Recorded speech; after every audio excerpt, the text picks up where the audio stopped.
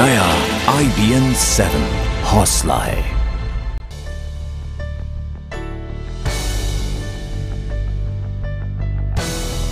अब तक आपने पीएम मोदी का ताड़ासन देखा।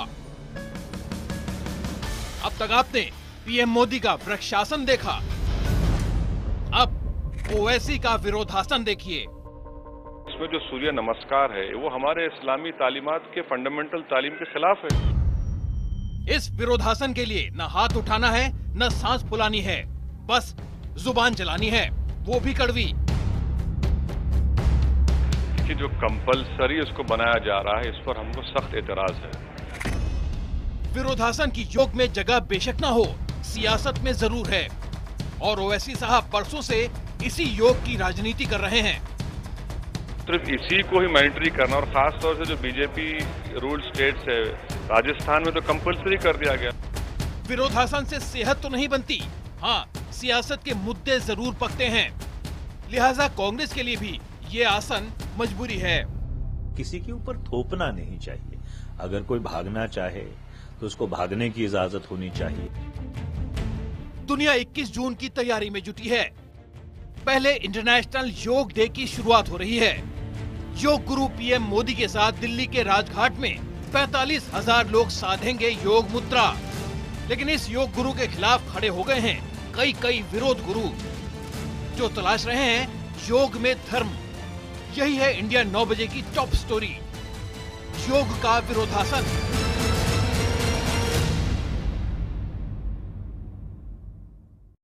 तो एक तरफ वृक्षासन है, ताड़ासन है, दूसरी तरफ विरोधासन है। योग बरसों से हिंदुस्तान की पहचान है और इस पहचान को पूरी दुनिया ने 21 जून को इंटरनेशनल योग डे के तौर पर सलाम किया है। इसी दिन को लेकर योग गुरु बनकर प्रधानमंत्री नरेंद्र मोदी बड़ी बड़ी तैयारियां कर रहे हैं। राजपथ पर 50,000 से ज्यादा लोगों के साथ योग की साधना की जानी है और इसको लेकर देश विदेश में बसे भारतीय बहुत खुश भी हैं। लेकिन इन तैयारियों के बीच सामने आ गए हैं कई विरोध गुरु। जी हां, योग पर बड़ी सियासत शुरू हो चुकी है। इसकी शुरुआत की है विरोधासन के माहिर असदुद्दीन ओवैसी ने, जिन्होंने योग को मजहब से जोड़कर इस पूरे मामले को एक नया मोड़ दे दिया है। ओवैसी का यह कहना है कि सूर्य नमस्कार का जहां तक सवाल है वो इस्लाम के खिलाफ है, और साथ ही साथ एक तरफ यह भी कहा जा रहा है कि सूर्य नमस्कार उस दिन नहीं होने वाला क्योंकि वो इतना आसान नहीं है। ऐसे में ओवैसी का स्टैंड क्या होगा ये देखना बहुत दिलचस्प होगा। लेकिन दिलचस्प ये भी है कि राजनीति अब और तेज हो रही है। असदुद्दीन ओवैसी जहां नरेंद्र मोदी का विरोध कर रहे हैं, योग के कार्यक्रम का विरोध कर रहे हैं, वहीं उन्हें कांग्रेस का भी साथ मिल रहा है।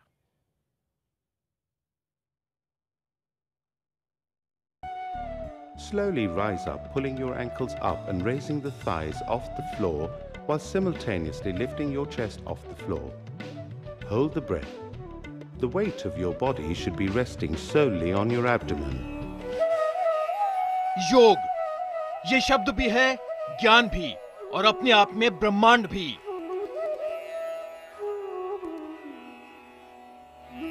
योग संस्कृत के शब्द योज से निकला है, जिसका अर्थ होता है मिलाना या एक साथ जोड़ना।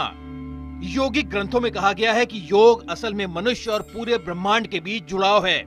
एक ऐसा जुड़ाव जो हमारे दिमाग और हमारे शरीर के बीच एक ऐसा तालमेल पैदा करता है जो हमें मुक्ति का एहसास करवाता है।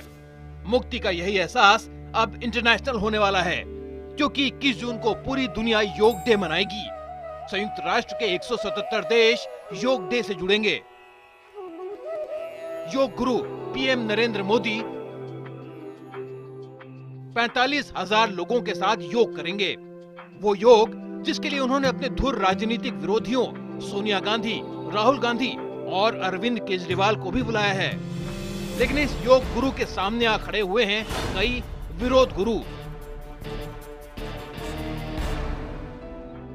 इधर योग गुरु मोदी ने ट्विटर पर लगातार दूसरे दिन योग की क्लास दी, सिखाया वृक्षासन। तो दूसरी ओर विरोध गुरु सांसद असदुद्दीन ओवैसी ने विरोधासन लगाया, योग को इस्लाम के खिलाफ बताकर जैसे चिंगारी को हवा देनी चाहिए। इसमें जो सूर्य नमस्कार है वो हमारे इस्लामी तालीमात के फंडामेंटल तालीम के खिलाफ है। जाहिर है योग पर महाभारत छिड़ने को था। ओवैसी ने साफ कर दिया कि एक मुसलमान सिर्फ इबादत के लिए अल्लाह के सामने सिर झुकाता है। वो सूर्य नमस्कार कर सूर्य के सामने क्यों सिर झुकाए? सिवाय अल्लाह के किसी की इबादत नहीं कर सकते तो कैसे हम सूरज की इबादत करेंगे? विरोध गुरु के तेवर तीखे थे, जवाब भी जल्दी आ गया। केंद्र सरकार के आयुष मंत्रालय ने ये कहकर ओवैसी के वार को निष्फल करने की कोशिश की कि 21 जून के कार्यक्रम में सूर्य नमस्कार नहीं करवाया जा रहा है। जो कार्यक्रम 21 जून का जो कार्यक्रम होगा उसमें सूर्य नमस्कार सम्मिलित नहीं किया पाए। ये सीधा आसन जो है, सादे आसन उसमें रखे हुए 12-13 और वो खाली आधा घंटे का वो कार्यक्रम है। लेकिन योग गुरु बनाम विरोध गुरु की जंग जारी थी। अब बारी थी कांग्रेस की। कांग्रेस ने भी योग को सांप्रदायिक रंग देने के आरोपों को ही आगे बढ़ा दिया। अगर कोई सोफे में बैठ के पूरा दिन टेलीविजन देखना चाहिए तो उसकी भी इजाजत होनी चाहिए। अगर किसी चीज को किसी के ऊपर थोपने की कोशिश की जाए तो उसकी जो एक मर्यादा है वो मर्यादा गिरती है। बची खुची कसर कुछ मुस्लिम बुद्धिजीवियों ने पूरी कर दी। किसी के ऊपर भी कंपल्शन नहीं होना चाहिए, जैसे कि ये मैंडेटरी नहीं होना चाहिए, ऑप्शनल है। योगा अगर कोई एक्सरसाइज के तौर पर करना चाहता है करे। जाहिर है योग अब सिर्फ योग नहीं रह गया था, अब सियासत का योग बनता जा रहा था। सो बीजेपी कैसे चुप रहती? बीजेपी ने भी अपने योग गुरुओं को मैदान में उतार दिया। पार्टी ने साफ कहा कि योग को योगी रहने दें, मजहब का नाम न दें। देखिए, योगा का कोई धर्म से जोड़कर देखना ये सही नहीं। योग सेहत के लिए जरूरी है। दिलचस्प बात यह है कि जब योग पर हमारे देश में योग गुरु और विरोध गुरुओं की फाइट चल रही थी, उसी वक्त इंटरनेट पर एक तस्वीर जमकर देखी जा रही थी। ये तस्वीर थी संयुक्त राष्ट्र के महासचिव बान की मून की। ये तस्वीर दर्शाती है कि योग का जादू दुनिया के सिर किस कदर चढ़कर बोल रहा है। संयुक्त राष्ट्र का सर्वे सर्वा भी खाली वक्त में योग के आसन सीख रहा है।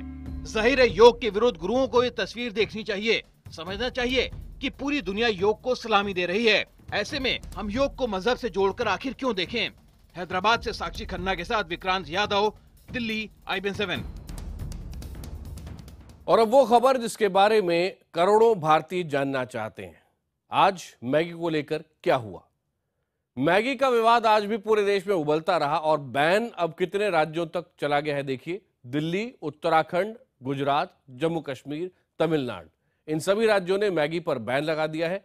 कुछ कुछ समय के लिए, लेकिन बैन लग गया है। कई राज्य मैगी पर अभी जांच की रिपोर्ट का इंतजार कर रहे हैं। भूख लगी है, कुछ मजेदार खिलाओ ना। 2 minute. Maggi veg atta noodles with grain शक्ति, जिसमें है 3 रोटी के फाइबर के गुण। हेल्थ को मजेदार बनाने का एक और तरीका। Maggi Maggi Maggi.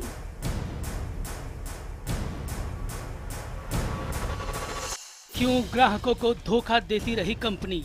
सेहत के साथ क्यों किया खिलवाड़? मैगी में सेहत को नुकसान पहुंचाने वाले केमिकल मिलने की खबर फैलते ही विरोध जोर पकड़ चुका है। यूपी के मुरादाबाद में जहां बच्चों ने इसके खिलाफ विरोध प्रदर्शन किया, तो राजकोट में कमिश्नर ऑफिस के सामने इसके पैकेट जलाए गए। इतना ही नहीं, गुस्साए लोगों ने मैगी के विज्ञापन में कभी न कभी नजर आ चुके अमिताभ बच्चन, माधुरी दीक्षित, प्रीति जिंटा के साथ ही नेस्ले के अधिकारियों के खिलाफ कार्रवाई को लेकर कमिश्नर के पास अर्जी भी दे दी। मैगी में घातक मोनोसोडियम ग्लूटामेट और लेड की मात्रा ज्यादा मिलने से सभी राज्यों की सरकारें भी सतर्क हो गई हैं। जांच में MSG और लेड की पुष्टि के बाद गुजरात सरकार ने भी मैगी की बिक्री 1 महीने के लिए रोक दी है। यहाँ जांच में 39 में से 29 सैंपल फेल हो गए। अभी ये निर्णय किया है कि अगले 1 महीने तक ये मैगी का उत्पादन गुजरात में किसी भी वैरायटी की नूडल्स मैगी की नेस्ले कंपनी की हो, उसके वितरण पर, उसके स्टोरेज पर और उसका प्रोक्योरमेंट पर हमने 1 महीने तक प्रतिबंध लगाते हैं। देश के जिन राज्यों में अब तक मैगी की बिक्री रोक दी गई है, उनमें गुजरात, जम्मू कश्मीर, केरल, दिल्ली और उत्तराखंड प्रमुख हैं। इसके अलावा सेना की कैंटीन, फ्यूचर ग्रुप और इजी डे स्टोर में भी मैगी की बिक्री रोक दी गई है।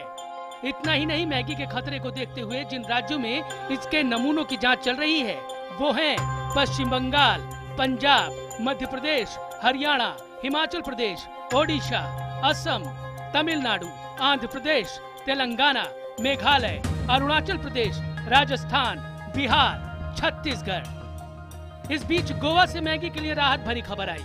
यहाँ हुई जांच में वो केमिकल हद से ज्यादा नहीं मिले, जिस पर आपत्ति जताई जा रही है। We have drawn 5 samples of Maggi noodles and our laboratory has tested the samples and they have come of standard quality. Maggi veg atta noodles with. उधर सरकार मैगी के प्रचार करने वालों को भी नसीहत दे रही है। मजेदार बनाने का एक और तरीका, कि पहली बार हमने इसको संज्ञान लेकर के स्पेशल केस में क्या कहते हैं कि रेफर किया है। सरकार को पूरा का पूरा पावर है, FSSAI को पूरा पावर है कि चाहे वो कोल्ड ड्रिंक्स का मामला हो, चाहे कोई भी खाद्य पदार्थ का मामला हो। मैगी को लेकर जनता का विरोध जायज है, लेकिन मैगी में खतरनाक रसायनों के लिए कंपनी के अलावा उन सरकारों पर भी सवाल उठने चाहिए जिनके रहते इसकी बिक्री बेरोक टोक चल रही थी। आखिर खाद्य अपमिश्रण विभाग और फूड इंस्पेक्टरों की टोली कहां सोई थी? जनक दवे और भवानी सिंह के साथ ब्यूरो रिपोर्ट, IBN 7। इंडिया 9 बजे में अब एक अजब सियासत की गजब कहानी। ये कहानी जुड़ी है आम और लीची से और बिहार के पूर्व मुख्यमंत्री जीतन राम मांझी और मौजूदा CM नीतीश कुमार के बीच की तकरार से। दरअसल मांझी को मुख्यमंत्री आवास मार्च में ही खाली करना था, लेकिन मांझी अभी तक वहीं जमे हुए हैं। इस बीच बंगले के बगीचे में आम और लीची की बहार आ चुकी है, लेकिन ये आम कहीं मांझी का परिवार न खा जाए, इसीलिए नीतीश कुमार ने पुलिस की लंबी चौड़ी फौज बंगले में आम और लीची की रखवाली के लिए तैनात कर दी है। क्या है पूरी कहानी, क्या है पूरी सियासत, इस रिपोर्ट में देखिए।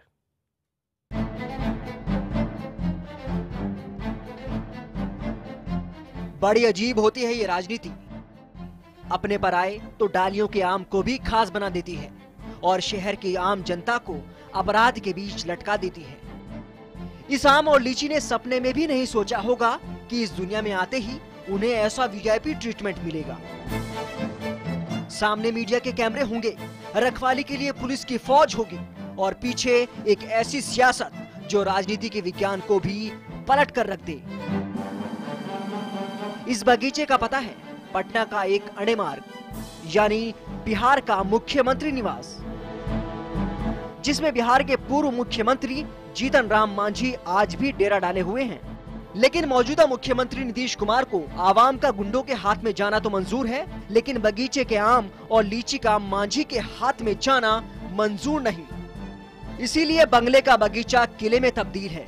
आम पर हाथ रखना तो दूर, नजर डालना भी गुनाह है, क्योंकि बगीचे में करीब 1 दर्जन पुलिसकर्मी दिन रात पहरा दे रहे हैं ताकि मांझी का परिवार आम और लीची पर हाथ न साफ कर ले। ये कोई मामला है, अगर इस मामला को कोई अपने ढंग से डील कर रहा है सुरक्षा के दृष्टिकोण से कि आम पेड़ और लीची का सुरक्षा हो, तो ये तो घटिया मानसिकता है। मांझी को भी अपने ही बगीचे में सियासत का मुद्दा मिल गया, तो उधर नीतीश को इस मामले पर नादानी में ही समझदारी दिखाई दे रही है। जहां पहले रहते थे वो घर को खूब बनवाए अपने कार्यकाल में, अभी भी बन रहा है, खूब विस्तार किया कि उसी में जाएंगे, वो मिला हुआ है। इसके बाद फिर रहने का मोह है तो क्या फर्क पड़ता है। उधर इस सियासत में बीजेपी के लिए तो अब आम के भी दाम हैं और गुठलियों के भी। ये नीतीश कुमार जी को आम आदमी की फिक्र नहीं है, आम की फिक्र में दुबले हो रहे हैं। सियासत कुछ भी हो, ऐसी खातिरदारी देखकर ये आम और लीची बस यही दुआ कर रहे हैं कि अगले जन्म में फिर ऐसी ही डाल नसीब हो। प्रभाकर कुमार, पटना, IBN 7। IBN 7 को मिली जानकारी के मुताबिक पाकिस्तान की खुफिया एजेंसी ISI ने आतंकवादी संगठन हिजबुल मुजाहिदीन को अमरनाथ यात्रा में खलल डालने के आदेश दिए हैं। सूत्रों की माने तो इस दौरान आतंकवादी संगठन अपने नापाक इरादों को अंजाम दे सकते हैं। बताया जा रहा है कि पिछले कुछ दिनों में कश्मीर के मोबाइल टावरों पर हुए हमले इसी साजिश का हिस्सा है। अमरनाथ यात्रा के खिलाफ साजिश, ISI ने तैयार किया आतंकी 2 जुलाई से शुरू होने जा रही बाबा बर्फानी की यात्रा पर दोहरा संकट छा गया है। एक तरफ आतंकवादियों की साजिश तो दूसरी ओर अलगाववादियों का फरमान। खुफिया एजेंसियों को कश्मीर घाटी में मोबाइल टावर और ऑपरेटर पर हुए हमले की तफ्तीश के दौरान आतंकियों की खतरनाक साजिश का सुराग मिला है। जब भी अमरनाथ यात्रा का समय आता है, this competitive upmanship starts amongst the so-called Kashmir-centric political groups. I have had the opportunity of sitting with Kashmiri youth in small groups, और मैं ये कह सकता हूँ कि these people are doing injustice even to the people of Kashmir. बुधवार को इस मुद्दे पर गृह मंत्रालय में एक उच्च स्तरीय बैठक भी हुई। बैठक के बाद केंद्र ने जम्मू कश्मीर सरकार को एक एडवाइजरी जारी की। एक टीम दिल्ली से श्रीनगर भी रवाना की गई है। अभी ये मुद्दा खत्म भी नहीं हुआ था कि अलगाववादी नेता शब्बीर शाह ने अमरनाथ यात्रा की मियाद घटाने का फरमान जारी कर दिया। साजिश बना दी गई है कि नहीं, सभी को जाना चाहिए और 2 महीने इनको इतना तवील यात्रा रखी है, उससे यहाँ के माहौल पे भी बड़ा असर पड़ जाता है। लेकिन केंद्र ने साफ कर दिया है कि अमरनाथ यात्रा तय कार्यक्रम के मुताबिक ही होगी। सुरक्षा बलों के मुताबिक अमरनाथ यात्रा पर हो रही सियासी बयानबाजियों की उन्हें फिक्र नहीं है, लेकिन पीडीपी के नरम रुख के चलते पिछले दिनों अलगाववादियों की हरकतों और आतंकी वारदातों में तेजी आई है। ऐसे में बाबा बर्फानी के दर्शनों के लिए आने वाले लाखों श्रद्धालुओं की हिफाजत सुरक्षा बलों के लिए बड़ी चुनौती साबित होगी। जम्मू में पवन शर्मा के साथ नीरज गुप्ता, दिल्ली, IBN 7। आज की एक और बड़ी खबर, और यह खबर एक बड़ा सवाल साथ लेकर आई है। क्या 1984 सिख दंगों के आरोपी जगदीश टाइटलर को प्रधानमंत्री मनमोहन सिंह ने बचाया था? ये सवाल आर्म्स डीलर अभिषेक वर्मा के सीबीआई को दिए गए बयान के बाद खड़ा हुआ है। अभिषेक वर्मा का कहना है कि खुद जगदीश टाइटलर ने उसे बताया था कि प्रधानमंत्री मनमोहन सिंह से मुलाकात के बाद सीबीआई ने मामले की जांच उनके पक्ष में की थी।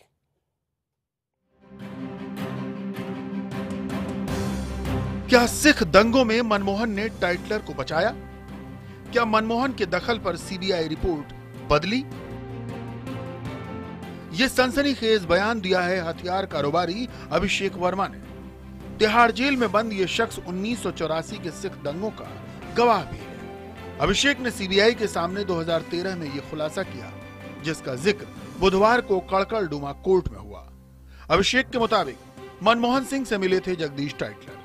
मुलाकात के बाद सीबीआई ने क्लोजर रिपोर्ट तैयार की। सीबीआई जांच के बाद टाइटलर ने गवाह खरीदने की कोशिश की। हिला देने वाले इस खुलासे के बाद दंगा पीड़ित जांच की मांग कर रहे हैं कि टाइटलर के अगेंस्ट सबूत है, चार्जशीट फाइल करो।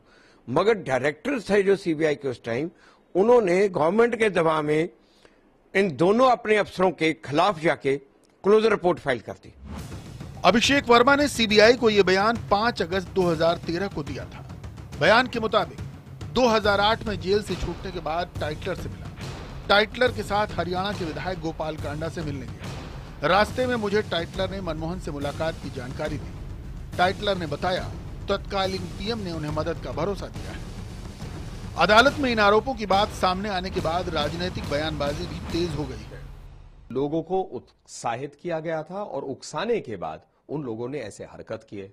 जो नाम लगातार आते रहते हैं वो जगदीश टाइटलर का है और सज्जन कुमार जी का है। अभिषेक वर्मा जी जो लगातार अनेक आपराधिक मामले में तिहाड़ जेल में बंद हैं, उनके बयान पर कितना महत्वता आपको देना है, इस पर जो है अनुसंधान एजेंसी उस पर सोचे।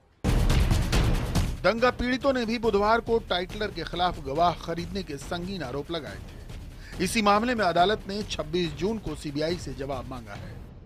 हालांकि जिस शख्स ने आरोप लगाया है वो संदेह के दायरे में है, बावजूद इसके आरोप बेहद गंभीर हैं और इसीलिए अदालत ने सीबीआई से इस बाबत जवाब मांगा है।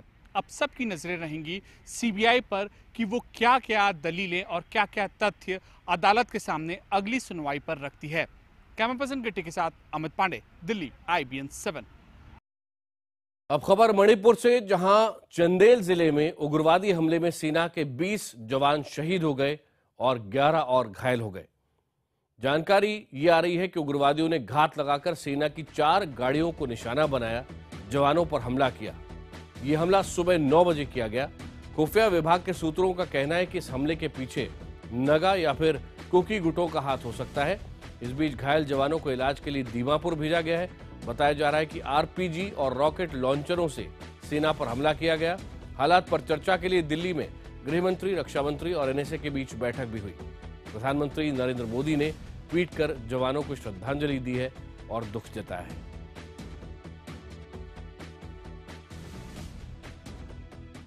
वो अफसोस की बात है। सर आखिरी सवाल, म्यांमार बॉर्डर को सील कर दिया गया है क्या? वहाँ उस म्यांमार और इंडिया के बीच में बॉर्डर जो है वो अनमैन्ड बॉर्डर है, वहाँ फेंसिंग नहीं होता है। और अब चलते चलते बात मशहूर सामाजिक कार्यकर्ता अन्ना हजारे की, जिनको कार्यकर्ताओं ने एक गाड़ी गिफ्ट की है। उनकी पुरानी गाड़ी की नीलामी के बाद उन्हें नई गाड़ी गिफ्ट की गई। कार मिलने के बाद इसे वो खुद ही ड्राइव करने लगे। उन्होंने गाड़ी के बारे में जानकारी भी हासिल की, फिर स्टार्ट करते हुए खुद ही स्टीयरिंग को थाम लिया। आपको बता दें कि अन्ना हजारे ने 17 मई को अपनी 8 साल पुरानी स्कॉर्पियो को नीलाम किया था। उनके गांव रालेगढ़ सिद्धि में ये नीलामी हुई। अन्ना की ये पुरानी गाड़ी 9,11,000 रुपये में बिकी। उनकी 8 साल पुरानी गाड़ी उनके कई आंदोलन की गवाह भी रह चुकी थी। और ये है अन्ना हजारे अपनी नई गाड़ी में। इन्हीं विजुअल्स के साथ हमें इजाजत